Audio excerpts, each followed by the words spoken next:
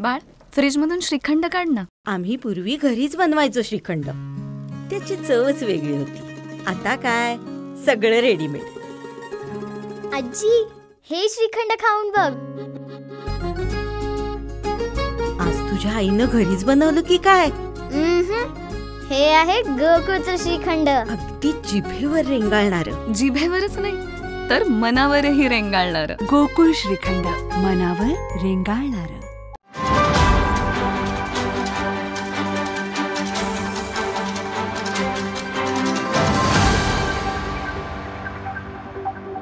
शिवसेनेचे मुख्य नेते आदरणीय एकनाथजी शिंदे साहेबांच्या आशीर्वादानं आपल्याला या ठिकाणी कोल्हापूर जिल्ह्याला शिवसेनेचं पहिल्यांदा मंत्रिपद मिळालं. विशेषतः यापूर्वी अनेक वेळेला 6 आमदार होते, त्यावेळेलाही मिळालं नाही, मागच्या वेळेलाही मिळालं नाही, परंतु पहिल्यांदा कोल्हापूरला शिवसेनेला संधी मिळते. त्यामुळे निश्चितपणानं आदरणीय एकनाथजी शिंदे साहेबांचं, महायुतीच्या तिन्ही नेत्यांचं, सगळ्यांचंच मनापासून आभार मानतो. निश्चितपणानं अतिशय चांगल्या पद्धतीनं संधी दिलेली आहे आणि त्या संधीचं सोनं करून कोल्हापूर जिल्ह्याच्या विकासामध्ये जेवढं योगदान देता येईल तेवढं देण्याचा प्रयत्न अत्यंत जबाबदारीने आपण करू. यापूर्वी सुद्धा शिवसेनेला कोल्हापूर जिल्ह्यानं भरभरून दिलं. 6 आमदार आणि 2 खासदार देण्याचं महत्वपूर्ण काम महाराष्ट्रात सर्वाधिक जर कुणी केलं असेल तर ते कोल्हापूर जिल्ह्याने केलं.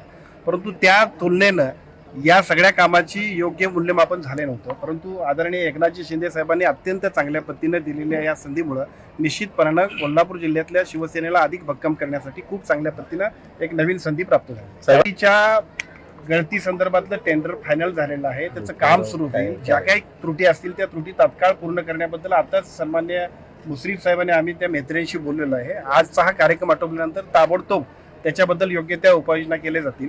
कोणत्याही परिस्थितीमध्ये लोकांना त्रास होणार नाही आणि धरणाची गळतीचं जे काही टेंडर निघालंय त्याचं काम गतिमान पद्धतीनं पूर्ण करण्याची अधिक जबाबदारीने काम करण्याची जबाबदारी आपण घेतो. आदरणीय मुश्रीफ साहेबांनी जे सांगितलं, आजच आम्ही अंबाबाईला नमस्कार करायला आलोय. यानंतर कोल्हापूरच्या विकासासाठी अत्यंत नियोजनबद्ध पद्धतीने जे काम करायला पाहिजे ते करण्याचा आपण सर्वांना घेऊन काम करू. मुख्यमंत्र्यांचं नोटिफिकेशन रद्द केलेलं आहे, त्यामुळे कोल्हापूरमध्ये हा रस्ता होणार नाही.